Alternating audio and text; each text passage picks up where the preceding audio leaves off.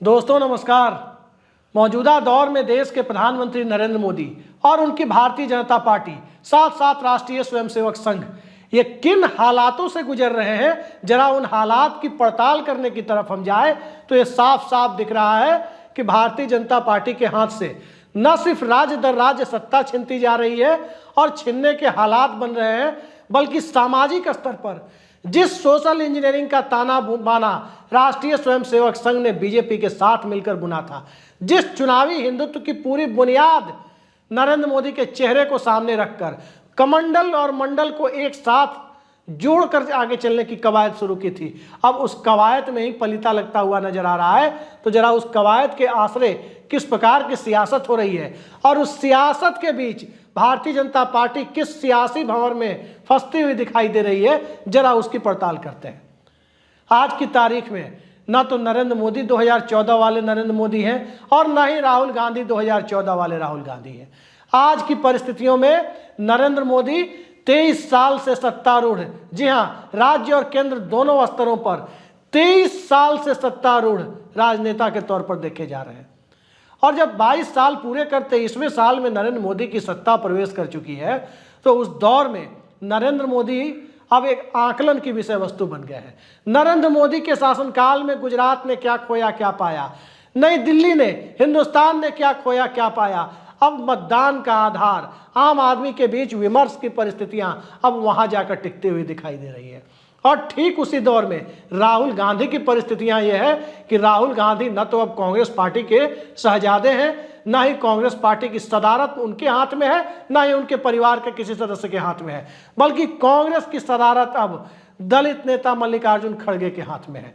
India गठबंधन की सदारत अब अपरोक्ष रूप से जाति जनगणना के ब्रांड एम्बेसडर कहे जाने वाले और ओबीसी वर्ग के बड़े नेताओं में शुमार, संसद से विधानसभा तक का अनुभव रखने वाले नीतीश कुमार के हाथ में है। लेकिन इस बीच भारतीय जनता पार्टी के लिए जो हालात बुरे हुए हैं, इसको सिर्फ कर्नाटक के चुनाव के चश्मे से देखना उचित नहीं होगा।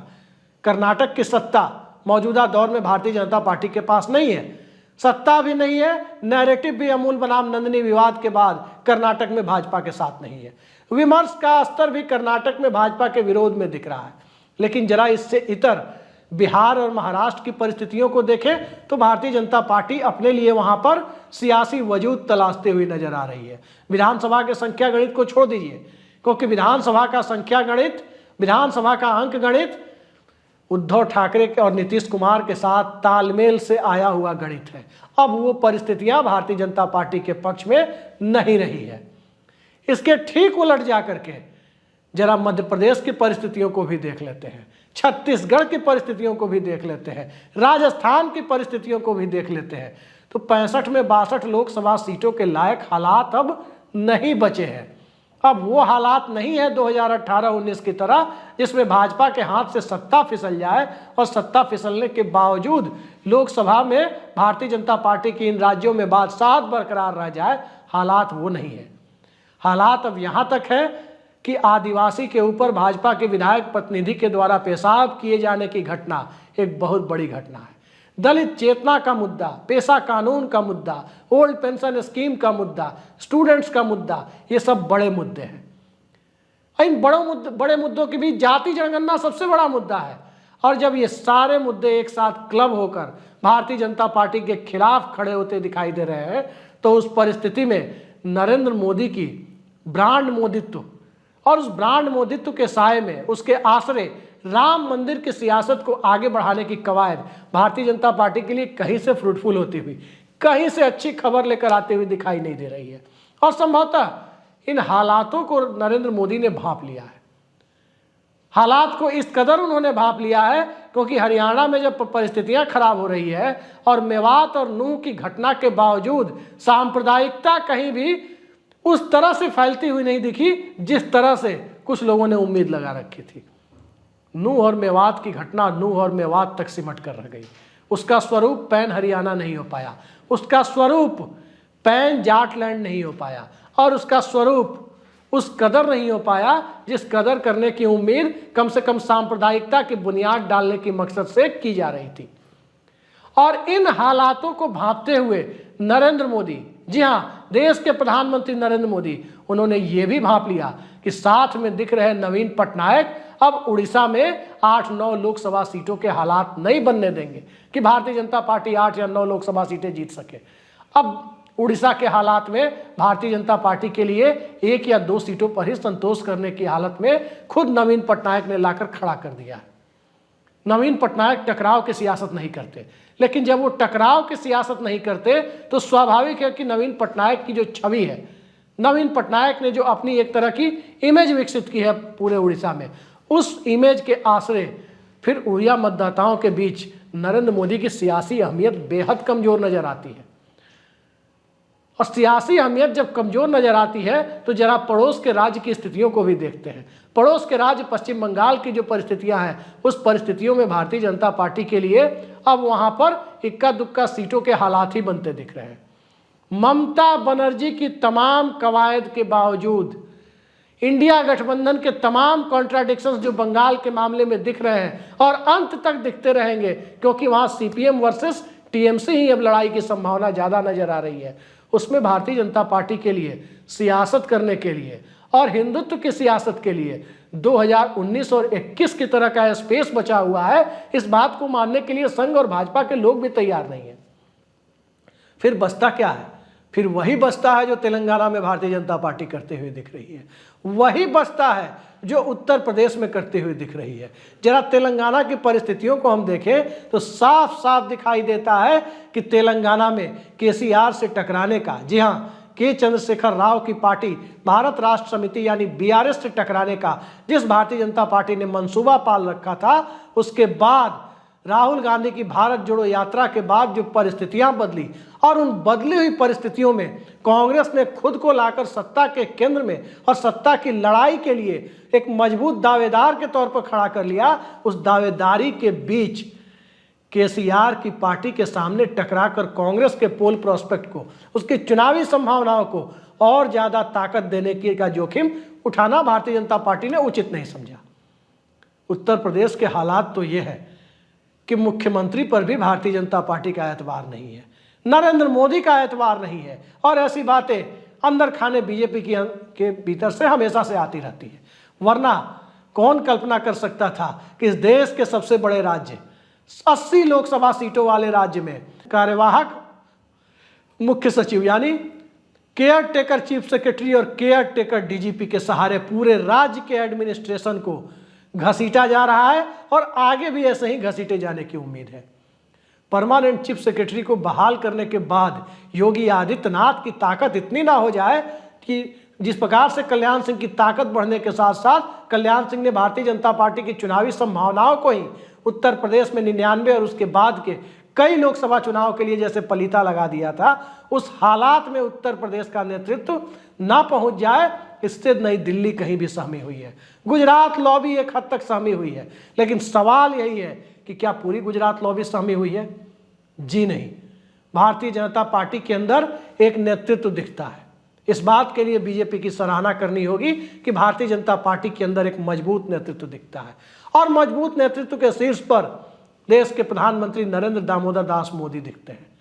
लेकिन नरेंद्र दामोदर दास मोदी की छत्र छाया के नीचे जो वैकल्पिक नेतृत्व की आस बनाए रखे लोगों की जो एक पूरी पौध तैयार है, उस पौध के लिए नरेंद्र मोदी का मौजूदा समय में सियासत को भांप जाना और सियासत को भांपने के बाद उस तरह से हालात को बनने देना जिस तरह से एक जमाने में पीवी नरसिम्हा राव ने हालात को बनने दिए कि कांग्रेस पार्टी की सरकार 1996 में न बनने पाए, नरसिम्हा राव के रहते हुए कोई दूसरा प्रधानमंत्री कांग्रेस के अंदर से ना बन पाए, वो हालात यदि नरेंद्र मोदी बनाते हुए नजर आ रहे हैं तो सियासत की दीवार पर लिखी हुई इबारत को साफ साफ महसूस किया जा सकता है। ये अलग बात है कि नरसिम्हा राव के जीवन काल में ही मनमोहन सिंह के रूप में 8 साल बाद ही सही, 1996 में सत्ता गंवाने के 8 साल बाद ही सही, कांग्रेस पार्टी के प्रधानमंत्री ने शपथ ले ली थी। उस वक्त नरसिम्हा राव मनमोहन सिंह के शपथ ग्रहण में मौजूद थे। तो क्या आज की तारीख में नरेंद्र मोदी का आकलन भी इसी तरह से किया जाना चाहिए? नरेंद्र मोदी के आकलन के पीछे जो 2 परिस्थितियां हैं, जरा उनको ध्यान से देखते हैं। एक परिस्थिति गुजरात की है। गुजरात में नरेंद्र मोदी को दिल्ली से भेजा गया था। जी हाँ, अक्टूबर 2001 में दिल्ली से भेजा गया और जिस वक्त उनको दिल्ली से भेजा गया, राज्य में भाजपा के मजबूत नेतृत्व की एक पूरी पौध मौजूद थी। कहाँ गया वो नेतृत्व? कहाँ गए अशोक भट्ट? कहाँ गए कांसीराम राणा? कहाँ गए सुरेश मेहता? कहाँ गए दूसरे नेता? और कहाँ केशुभाई पटेल की फिर से वापसी हो पाई? स्वाभाविक है कि नहीं हो पाई, क्योंकि नरेंद्र मोदी की छत्र छाया में भारतीय जनता पार्टी ने गुजरात के अंदर वैकल्पिक नेतृत्व को, मजबूत छत्रपों को पनपने नहीं दिया। बाद में जो उभर रहे थे, कहाँ गए नितिन पटेल? पूरी कैबिनेट समेत विजय रूपाणी की विदाई हो गई, उप मुख्यमंत्री रहे नितिन पटेल की विदाई हो गई, और आज की परिस्थितियों में न तो नितिन पटेल प्रासंगिक रह गए, न ही विजय रूपाणी प्रासंगिक रह गए। गुजरात में भाजपा तभी तक प्रासंगिक दिखती है जब तक गुजरात भाजपा का सीधा सीधा सिंबलाइजेशन, सीधा सीधा सांकेतिक प्रतिनिधित्व या नेतृत्व नरेंद्र मोदी के हाथों में है। मुख्यमंत्री पद पर कोई भी रहे, जनता के बीच गुजरात में नरेंद्र मोदी है। नरेंद्र मोदी के चेहरे पर गुजरात में वोट मांगे जा सकते हैं, लेकिन सिर्फ नरेंद्र मोदी के चेहरे पर दिल्ली से लेकर बिहार तक, हरियाणा से लेकर तेलंगाना तक, और राजस्थान से लेकर छत्तीसगढ़, मध्य प्रदेश और उड़ीसा तक, महाराष्ट्र से लेकर कर्नाटक तक कहीं भी वोट नहीं मांगे जा सकते। हिमाचल, उत्तराखंड और पूर्वोत्तर के राज्यों में भी नहीं मांगे जा सकते। तो क्या नरेंद्र मोदी ने अपनी सियासी अहमियत को बखूबी भांप लिया है कि भारतीय जनता पार्टी जब सत्ता में नहीं आ रही है तो भारतीय जनता पार्टी कहीं ऐसा ना हो जाए कि गठबंधन की मजबूरियों के चलते एक नए नेतृत्व की तलाश को आरएसएस हरी झंडी दे दे, खासकर लोकसभा चुनाव के बाद संख्या बल और अंक गणित के आंकड़ों को देखते हुए वैकल्पिक नेतृत्व को सामने खड़ा कर दे, ताकि मोदी की सत्ता जाए लेकिन भाजपा की सत्ता बनी रहे। इस आशंका ने, जो सबसे बड़ा फैक्टर है कि नरेंद्र मोदी के प्रधानमंत्री रहते हुए भारतीय जनता पार्टी के अंदर से कोई दूसरा व्यक्ति उनकी आंखों के सामने प्रधानमंत्री पद की शपथ लेता हुआ नजर आए, ये कतई गवारा नहीं हो सकता नरेंद्र मोदी को। नरेंद्र मोदी क्या, इस देश के किसी भी नेता को संभवतः ये बात मंजूर नहीं हो सकती। तो इन आशंकाओं ने कई नेताओं के पर कतरने पर मजबूर किए। पहला नाम नितिन गडकरी। कई मंत्रालय हुआ करते थे, अब सिर्फ सड़क परिवहन और राजमार्ग है। संसदीय बोर्ड में भी उनकी जगह नहीं है, पूर्व राष्ट्रीय अध्यक्ष है। लेकिन इन सब के बीच नितिन गडकरी की सियासी अहमियत क्या उनके संसदीय क्षेत्र नागपुर तक सिमटाने की तैयारी है? और यदि वाकई ऐसी तैयारी है या संसद के चुनाव में उन्हें टिकट ना देने की तैयारी है, तो सीधा सीधा मकसद यही दिखता है कि नितिन गडकरी वैकल्पिक नेतृत्व के दावेदार हो सकते हैं। योगी आदित्यनाथ, वो परिस्थितियां जिन परिस्थितियों में हिंदुत्व के ब्रांड एम्बेसडर के तौर पर योगी को लाया गया, लेकिन जब मोदी के बाद योगी का नारा बुलंद होता हुआ नजर आया तो उसने सबसे पहले दिल्ली के कान खड़े किए। इस कदर खड़े किए कि आरएसएस की बैकिंग योगी को किस हद तक है और कॉरपोरेट बैकिंग के सहारे संघ की बैकिंग के बूते खड़े योगी आदित्यनाथ को किस हद तक दबाया जा सकता है। इन दोनों के बीच परिस्थितियां जब कॉरपोरेट बैंकिंग की सीमाओं के जन समर्थन की सीमाओं से आगे बढ़ता हुआ नहीं देख पाने और उन परिस्थितियों को भांप लेने के स्तर पर जाकर दिखाई देती है, तो स्वाभाविक है कि विपक्ष के लिए शांतिपूर्ण तरीके से रास्ता बनाने की नरसिम्हा राव वाली कवायद कहीं ना कहीं नरेंद्र मोदी करते हुए नजर आ सकते हैं या नजर आ भी रहे हैं। कई सारे उदाहरण है, मैं आ रहा हूं उस पर। यही स्थिति राजनाथ सिंह के लिए है। कुछ बोलते नहीं, कड़ी निंदा तक नहीं कर सकते, लेकिन कब कड़ी निंदा करना शुरू कर दें और लोकसभा चुनाव खत्म होने के बाद, लोकसभा चुनाव की मियाद पूरी होने के बाद कड़ी निंदा उनकी जुबान से कब निकलना शुरू हो जाए और उस कड़ी निंदा के निशाने पर कौन आ जाए, इस बात को नई दिल्ली बखूबी समझता है। नरेंद्र मोदी उस दिन को नहीं भूले होंगे जब बतौर भाजपा अध्यक्ष अपने पहले कार्यकाल में राजनाथ सिंह ने केंद्रीय संसदीय बोर्ड से नरेंद्र मोदी को निकाल बाहर किया था। साफ साफ ये कहा था कि एक मुख्यमंत्री दूसरे मुख्यमंत्री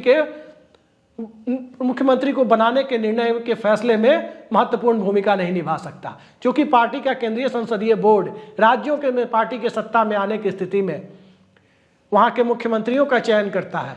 लिहाजा गुजरात के मुख्यमंत्री का केंद्रीय संसदीय बोर्ड में होना उचित नहीं है। और ये कहकर राजनाथ सिंह ने नरेंद्र मोदी को केंद्रीय संसदीय बोर्ड से बाहर किया था।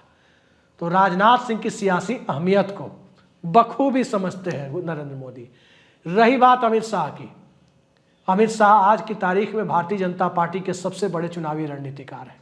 गृह मंत्री होने के बावजूद संसद में सरकार को डिफेंड करने और तथ्यात्मक ढंग से लिखी हुई बातों को एक एक कर पॉइंट आउट करने के लिए उनकी भूमिका वाकई काफ़ी सराहनीय है। आज की भारतीय जनता पार्टी में विपक्ष के आरोपों का पॉइंट वाइज एक एक बिंदु का उल्लेख करते हुए यदि कोई जवाब देने का प्रयास करता है तो इस बात के लिए अमित शाह की और उनके प्रयासों की तारीफ करनी होगी। लेकिन क्या इस तारीफ को खुद उनके गृह प्रदेश से आने वाले देश के प्रधानमंत्री नरेंद्र मोदी स्वीकार करने के लिए तैयार है? स्वाभाविक है कि नरेंद्र मोदी के स्वभाव का एक हिस्सा नहीं रहा है, वो कभी हिस्सा उसका नहीं रहा है कि नरेंद्र मोदी के सामने तारीफों के पुल किसी दूसरे नेता के बांधे जाए, वो भी यदि नेता उनके गृह राज्य से आता है तो। नरेंद्र मोदी की पूरी सियासी बिसात इस पर रहती है कि किसी भी व्यक्ति की पार्टी के अंदर अहमियत हो तो नरेंद्र मोदी से 10 पायदान नीचे, एक आध पायदान की छूट वो अमित शाह को दे सकते हैं, पुराना याराना है, 10 की जगह 9 पायदान नीचे वो उन्हें मान सकते हैं। लेकिन ये कभी नहीं हो सकता कि नरेंद्र मोदी के पैरेलल आकर के अमित शाह खड़ा होने की कोशिश करें। लिहाजा गृह मंत्रालय कौन चलाता है मौजूदा दौर में? आप यदि पावर कॉरिडोर में घूमकर बात करने की कोशिश करें, सबको पता है कि राष्ट्रीय सुरक्षा सलाहकार जो मौजूदा दौर में है, उनकी भूमिका सुरक्षा सलाहकार होने के साथ साथ गृह मंत्रालय को अपने नक्शे कदम पर चलाने की है। गृह मंत्री की मौजूदा भूमिका सदन के अंदर गृह मंत्रालय से जुड़े हुए जवाब देने, भाजपा के लिए चुनावी रणनीतियां तय करने, वहीं तक सीमित है। और वो उस काम में अपने आप को लगा करके भी रखते हैं, कोऑपरेटिव के कामों में ज़्यादा व्यस्त रखते हैं, क्योंकि गृह मंत्रालय के साथ साथ कोऑपरेटिव उनके हाथ में है। तो इस दौर में जब इंडिया गठबंधन, कांग्रेस पार्टी, दूसरे क्षेत्रीय दल राज्य दर राज्य भारतीय जनता पार्टी के हाथ से सल्तनत छीनते जा रहे हैं, कर्नाटक छिना, महाराष्ट्र और बिहार जनमत ही छिन गया, बंगाल और उड़ीसा में जो 26 सीटें मिली थी 6 की संभावना भी खत्म हो गई, उत्तर प्रदेश के मुख्यमंत्री पर एतबार नहीं रहा, छत्तीसगढ़, मध्य प्रदेश और राजस्थान की चुनावी सफलता को दोहरा पाना असंभव होता जा रहा है, तेलंगाना में खाता खुलने की गुंजाइश खत्म होती जा रही है, दिल्ली में जीएसटी की मार से परेशान व्यवसायी और एक बहुत बड़ी तादाद में खड़े सरकारी कर्मचारी जो ओल्ड पेंशन स्कीम मांग रहे हैं, उनके सामने भारतीय जनता पार्टी अपनी चुनावी संभावनाओं को बखूबी देख रही है कि यहाँ क्या हालात होने हैं। रही बात हरियाणा की, तो किसान आंदोलन और पहलवान आंदोलन ने उस राज्य की चुनावी बिसात को करीब करीब तय कर दिया है। पूर्वोत्तर में हेमंता बिस्व शर्मा की सुपर सीएम की कथित छवि को सिर्फ असम के कुछ हिस्सों तक सिमटा करके मौजूदा दौर में रख दिया गया है, खासकर मणिपुर की क्राइसिस के बाद, मिजोरम के मुख्यमंत्री के प्रधानमंत्री के साथ मंच साझा न करने के बाद, दूसरे मुख्यमंत्रियों के भारतीय जनता पार्टी के ऊपर बढ़ते हुए अविश्वास की प्रवृत्ति के बाद, और इन सब के बीच यदि भारतीय जनता पार्टी और संघ उस चुनावी हिंदुत्व के लिए जाति जनगणना के मुद्दे को ऊपर आता हुआ देख रहा है, तो क्यों विशेष सत्र बुलाया गया? किस मकसद से महिला आरक्षण के मुद्दे पर जो एक पोस्ट डेटेड चेक की तरह है, उस मुद्दे पर किस ढंग से खड़े करने की कोशिश की गई, और वहां पर ओबीसी के मुद्दे को विपक्ष ने सेंटर स्टेज में ला दिया। उसके बाद से नरेंद्र मोदी ये भांप चुके हैं कि सत्ता फिसलने की गुंजाइश काफी बढ़ गई है। लेकिन सत्ता फिसलने के बावजूद सत्ता भारतीय जनता पार्टी के हाथ में अटकी न रह जाए, और यदि अटकी रह गई तो कोई गडकरी, कोई राजनाथ सिंह, कोई योगी आदित्यनाथ, कोई अमित शाह उस सत्ता के शीर्ष पर नरेंद्र मोदी की जगह काबिज ना हो जाए। इन परिस्थितियों में बहुत आसानी से विपक्ष के लिए प्लेट सजाने की जो कवायद है, उसमें नरेंद्र मोदी की चाल को, सियासी चाल को आप एक एक कर देख सकते हैं।